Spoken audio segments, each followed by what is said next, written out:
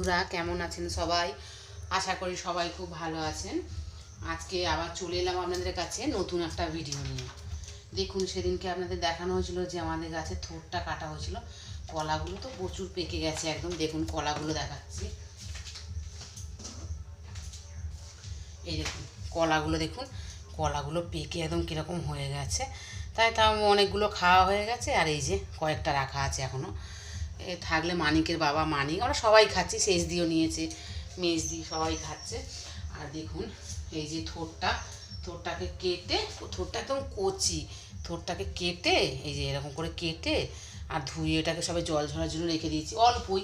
বেশি মেজ দিয়েও করছে ওখানে, ওই জন্য বেশি করে কেউ করিনি।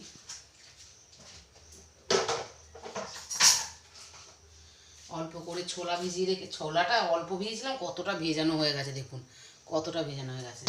আর একটু কুমড়ো আর আলু কেটেছি, মাখা মাখা হবে। পেঁপে আর আজকে দিইনি, সব কিছুতেই পেঁপে দিই, আজকে আর পেঁপে দিইনি। এই দেখুন, প্রথমে আমি পাঁচফোড়ন একটু দিয়ে দিলাম, তারপরে শুকনো লঙ্কা দিয়ে দেবো। তেলটা একদম গরম হয়ে গেছে। এরপর দেবো একটু তেজপাতা, একটাই দিয়ে দেবো।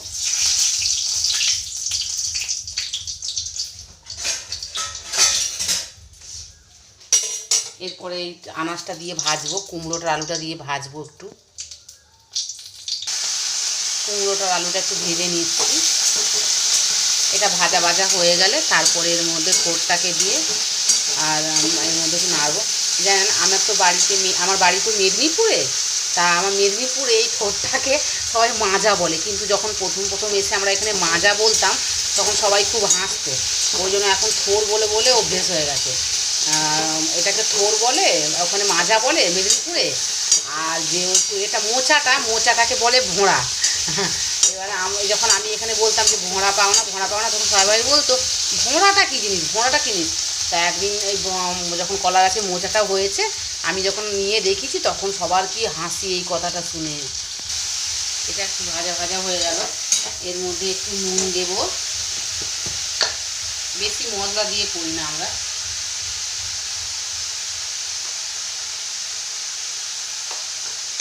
একটু হলুদ দেব, আর একটু লঙ্কা গুঁড়ো দিয়ে দেবো।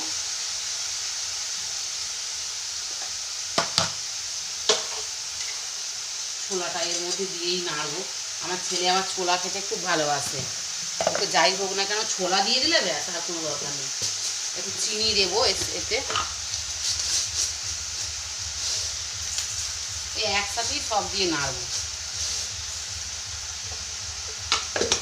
ঘরে যা থাকে সেইগুলো দিয়ে এই রান্নাগুলো করলে খুব সুন্দর লাগে খেতে। না কি জিরে গুঁড়ো, ধনে গুঁড়ো এরকমও দেয়, কিন্তু দেখুন আমি এরকম করে করছি, এটাই খুব সুন্দর খেতে লাগবে। অনেকক্ষণ ধরে কষে নিলাম থোরটা, এবার এতে একটু জল দিয়ে ঢাকা দিয়ে দেবো।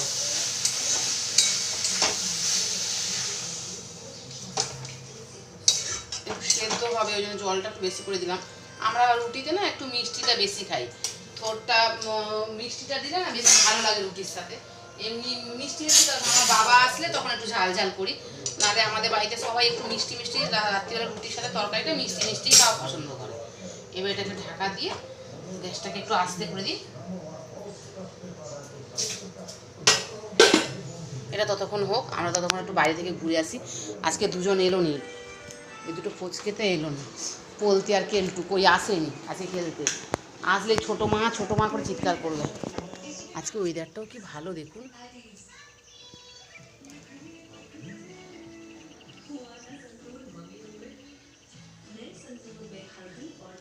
বাবা পুকুরটায় দেখুন, পুকুরটায় কীভাবে পানা ভর্তি হয়ে গেছে দেখুন, আর আমগুলো সব পেকে গেছে। এই আমার তরকারিটা হয়ে গেছে দেখুন।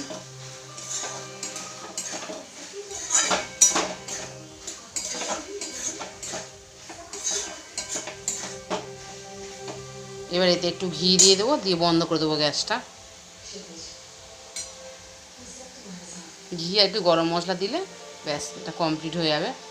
এখন তবে ভিডিওটা রাখছি, দেখা হবে আবার নতুন একটা পরের ব্লগে। আপনাদের সবাই ভালো থাকবেন, সুস্থ থাকবেন।